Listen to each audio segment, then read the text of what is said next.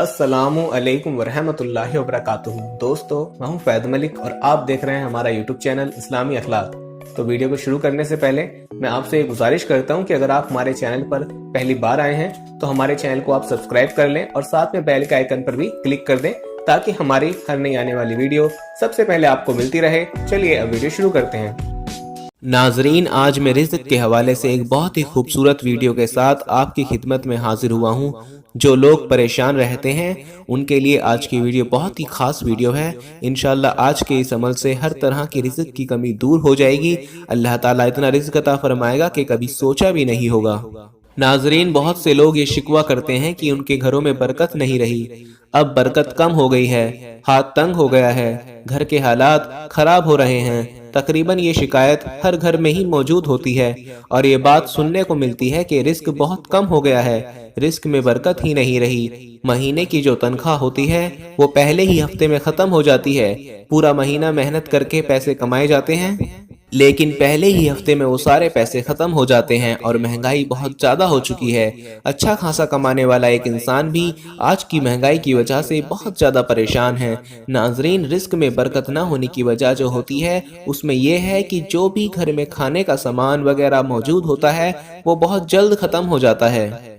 जब तनख्वाह मिलती है तो वो भी बहुत जल्द खत्म हो जाती है, उसका भी पता नहीं चलता कि पैसे कहाँ लग रहे हैं। जितनी भी मेहनत करने के बाद पैसे कमाते हैं उनकी समझ ही नहीं लगती कि वो पैसे आखिर कहाँ जाते हैं। तो बरकत ना होने की जो सबसे बड़ी वजह है वो ये है कि हमारे घर अल्लाह की याद से खाली हो चुके हैं। घर में नमाज कोई अता नहीं करता, ना सदके का कोई एहतमाम करता है और ना ही कभी अपने परवरदिगार को याद करने की हम कोशिश करते हैं और ना कभी उसकी इबादत की जहमत उठाते हैं कि अल्लाह पाक को याद कर लिया जाए या उसका जिक्र कर लिया जाए। यानी जिस घर में अल्लाह पाक का नाम ही नहीं लिया जाएगा तो फिर इंसान कैसे ये सोच सकता है कि उस घर में अल्लाह की बरकतें और रहमतें नाजिल होंगी। लेकिन हमारे गुनाहों के बावजूद, अल्लाह पाक को याद ना करने के बावजूद फिर भी अल्लाह ताला हमें रोज़ी अता फरमाता है और हमसे बहुत मोहब्बत रखता है। नाजरीन, आज की अगर हम बात करें तो घरों में अल्लाह पाक का जिक्र तो नहीं किया जाता।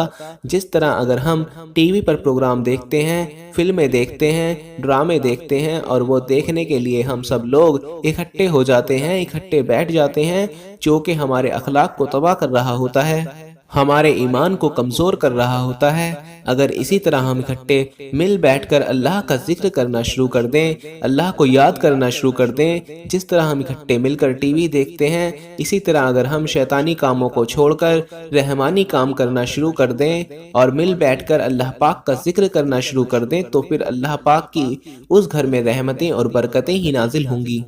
नाजरीन, हसूल बरकत का रास्ता तलाश करना है तो फिर ये रास्ता कहीं भी दूर नहीं है, बहुत नज़दीक है, बल्कि आपके घर में वो रास्ता मौजूद है जिस पर चलकर बरकतें ही बरकतें हासिल की जा सकती हैं। और वो रास्ता क्या है? उसका पता ये है कि वो किताब कुरान पाक है जो हर घर में मौजूद है, लेकिन हमने कभी उसकी तिलावत करने की और उसको पढ़ने की कोशिश ही नहीं की।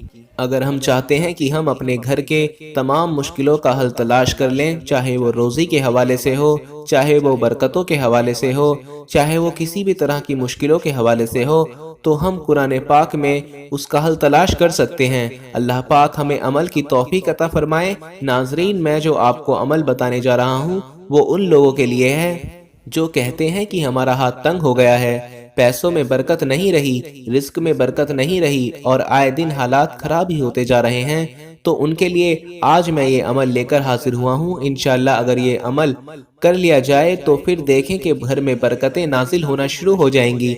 लेकिन उसके लिए जो अहम बात है वो ये है कि खुद भी अमल करना है और घर वालों को भी कहना है कि आपने ये अमल करना है। नमाज की पाबंदी लाजमी करनी है। नाजरीन, घर में रिज़्क की कमी महसूस हो या फिर घर में बरकत ना हो जिसकी वजह से हाथ तंग हो गया हो या तंगी रहती हो तो उसके लिए ये अमल बहुत फ़ायदेमंद है। तो उसके लिए आपको करना क्या है? सबसे पहले आपको 5 वक्त की नमाज अदा करनी है और ये अमल करने के लिए ईशा की नमाज लाजमी अदा करनी ही है। ईशा की नमाज अदा करने के बाद जब आप अपने बिस्तर पर जाएं तो अव्वल और आखिर दरूद शरीफ पढ़ लें और फिर 100 मरतबा अल्लाह पाक का ये नाम या वासियु अल्लाह पाक का ये एक नाम सोने से पहले 100 मरतबा पढ़ लेना है। اور پھر دعا کرنی ہے اللہ پاک سے اپنے رزق کے حوالے سے، روزگار کے حوالے سے۔ اگر یہ عمل آپ خود بھی کرتے ہیں اور اپنے گھر والوں کو بھی بتاتے ہیں اور وہ بھی یہ عمل کرتے ہیں تو پھر دیکھنا کہ اگلے ہی دن سے گھر میں برکتیں نازل ہو جائیں گی اور رزق زیادہ تعداد میں حاصل ہوگا۔ لیکن اس کے لیے میں نے جو ایک بہت ہی اہم بات کی ہے کہ اس عمل کو کرنے کے لیے نماز کی پابندی لازمی کرنی ہوگی۔ خود بھی نماز کی پابندی کرنی ہے اور اپنے گھر والوں کو بھی کہنا ہے کہ وہ بھی نماز کی پابندی کریں، اللہ پاک کو یاد کریں، اپنے گناہوں کی معافی مانگیں اور پھر سونے سے پہلے 100 مرتبہ یا واسیو پڑھ لیا کریں۔ جب گھر کے سبھی لوگ یہ عمل کرنا شروع کر دیں گے تو آپ خود دیکھیے گا کہ اگلے ہی دن سے برکتیں آنی شروع ہو جائیں گی انشاءاللہ۔